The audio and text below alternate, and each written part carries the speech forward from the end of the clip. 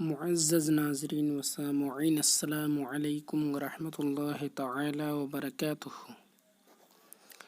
ایک سوال یہ ہے کہ مسجدوں میں سینیٹائزر کے استعمال کا شرعاً کیا حکم ہے؟ کیا مسجدوں میں سینیٹائزر استعمال کرنا درست ہے؟ جیسا کہ مارکیٹ میں جو سینیٹائزر دستیاب ہے، اویلیبل ہے، اس میں الکوہل کا ماترا پایا جاتا ہے۔ الکوہل اس میں ملا ہوا ہوتا ہے، الکوہل کی ملاوٹ ہوتی ہے، تو کیا استعمال کر سکتے ہیں مسجد میں؟ جواب: اس سلسلے میں چند باتیں عرض کی جاتی ہیں۔ سب سے اہم نقطہ، سب سے پہلے جاننا چاہیے کہ اس وقت مارکیٹ میں دو طرح کے سینیٹائزر دستیاب ہیں۔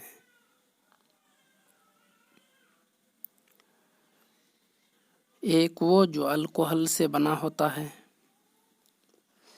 اس کے اندر الکوہل کی بڑی مقدار ہوتی ہے۔ دوسرا وہ سینیٹائزر جو کلورین سے بنا ہوتا ہے، اس میں الکوہل سرے سے ہوتا ہی نہیں ہے۔ یہ بہت اہم بات ہے۔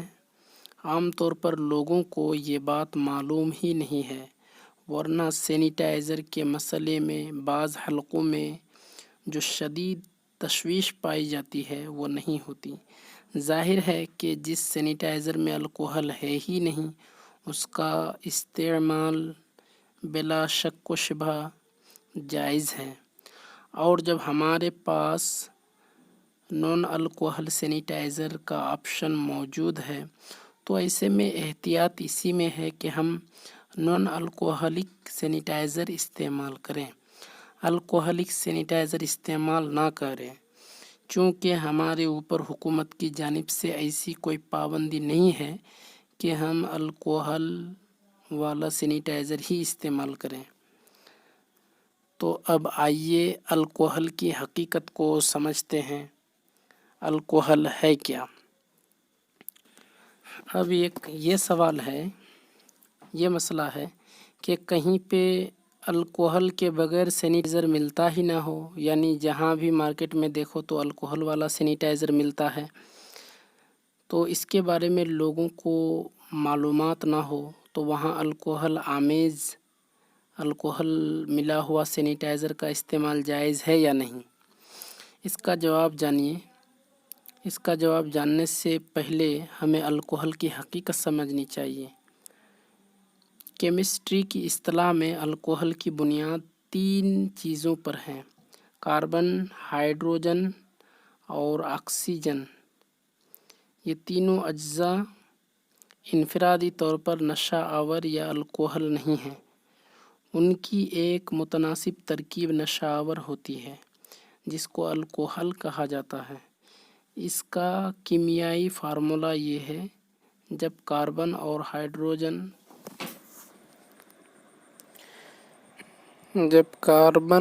ہائیڈروجن کے ہائیڈرو آکسائڈ بنے تو یہ ترکیب نشہ آور بن جاتی ہے، اسی کو الکوہل کہا جاتا ہے۔ پھر کاربن، ہائیڈروجن اور ہائیڈرو آکسائڈ کے تناسب میں مختلف طرح کی کمی بیشی سے الکوہل کی مختلف انواع پیدا ہوتی ہیں، جن میں اصل یہ ہے کہ ہائیڈرو آکسائڈ کا ہونا ضروری ہے، اور اس کی مقدار جس قدر بڑھتی جائے گی نشہ تیز ہوتا جائے گا۔ الکوہل ان تمام اشیاء سے تیار کیا جا سکتا ہے جن کے اندر گلوکوز کی مقدار ہو، جیسے گیہوں، چاول، شکر، آلو وغیرہ۔ چنانچہ گلوکوز والی اشیاء جب ہم کھاتے ہیں اور پیٹ میں جانے کے بعد جب وہ پیٹ میں موجود تیزابیت کے زیر اثر ہضم کے پروسیس سے گزرتی ہیں تو ان کے اندر بھی الکوہل پیدا ہو جاتا ہے، جس کے بعد جسم میں سستی یا نیند کی کیفیت پیدا ہو جاتی ہے۔ چونکہ الکوہل مادے کی نشہ آور کیفیت کا نام ہے، اس لیے ہم یہ بھی کہہ سکتے ہیں کہ ہر مسکر یا نشہ آور مادہ الکوہل ہے، اور ہر الکوہل نشہ آور ہے، اسی لیے اسے روح شراب بھی کہا جاتا ہے۔ الکوہل کا شرعی حکم۔ اب رہا یہ سوال کہ الکوہل کا استعمال شرعاً جائز ہے یا نہیں، تو فقہائے کرام نے جو حکم مسکرات یعنی نشہ آور اشیاء کا بیان کیا ہے، تعبیر کے ساتھ بعینہ وہی حکم الکوہل کا ہے۔ یعنی ائمہ ثلاثہ کے نزدیک چونکہ تمام مسکرات بہر صورت حرام ہیں، اس لیے ہم جدید تعبیر میں یہ کہہ سکتے ہیں کہ ائمہ ثلاثہ کے نزدیک الکوہل مطلقاً حرام ہے۔ البتہ مذہب حنفی میں تفصیل ہے۔ احناف کے نزدیک صرف انگور کی کچی شراب، انگور کی پکی شراب، کھجور اور منقع سے بنائی جانے والی شراب کی حرمت قطعی ہے۔ دیگر شرابیں اس مقدار میں پینا حرام ہے جس سے نشہ پیدا ہو جائے، پھر یہ حرمت بھی قطعی نہیں ظنی ہے۔ اس لیے احناف کی بات کو ہم جدید تعبیر میں یہ کہہ سکتے ہیں کہ صرف وہ الکوہل حرام قطعی ہے جو انگور، کھجور اور منقع سے بنایا گیا ہو۔ ان کے علاوہ دوسرے الکوہل حرام قطعی نہ ٹھہریں گے اور ان کے حکم میں تخفیف پیدا ہو جائے گی، زیادہ سے زیادہ مکروہ تحریمی کہیں گے۔ الکوہل کا یہ اصلی حکم ہوا۔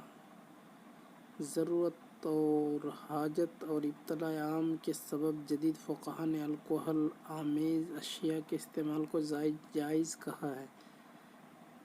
ہم میں سے ہر شخص ایلوپیتھک اور ہومیوپیتھک دوائیں استعمال کرتا ہے۔ فقہا نے علاج کے لیے ان کا استعمال جائز کہا ہے، جبکہ علاج کے لیے یونانی اور دیگر دوائیں موجود ہیں۔ فقہا نے اس کے لیے ضرورت، حاجت یا عموم بلوہ کا حوالہ دیتے ہیں۔ الکوہل آمیز سینیٹائزر کا حکم۔ جس طرح جدید فقہا نے علاج کے لیے ایلوپیتھک، ہومیوپیتھک دواؤں کے استعمال کو جائز بتایا ہے، جبکہ علاج کے لیے یونانی اور دیگر دوائیں بھی موجود ہیں، فقہا اس کے لیے ضرورت، حاجت یا عموم بلوہ کا حوالہ دیتے ہیں۔ ظاہر ہے کہ یہ تمام حوالے موجودہ کورونا کووڈ-19 کے عہد میں سینیٹائزر کے استعمال میں بھی پائے جاتے ہیں۔ اس لیے ایک طرف الکوہل آمیز دواؤں اور دیگر اشیاء کے استعمال کو جائز کہنا اور صرف الکوہل آمیز سینیٹائزر کے استعمال کو ناجائز کہنا عجیب و غریب ہے۔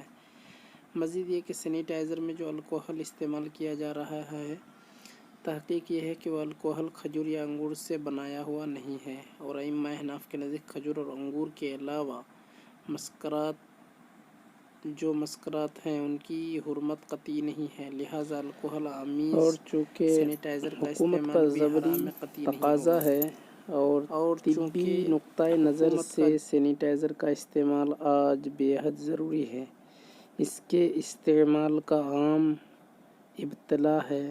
ان تمام پہلوؤں کو دیکھتے ہوئے الکوہل آمیز سینیٹائزر کا استعمال حرام نہیں ہو سکتا، زیادہ سے زیادہ مکروہ یا خلاف تقویٰ ہوگا۔ لہٰذا بہتر یہی ہے کہ لوگ کلورین سے بنے ہوئے الکوہل کا استعمال کریں، اگرچہ الکوہل آمیز سینیٹائزر کا استعمال بھی حرام نہیں۔ واللہ اعلم۔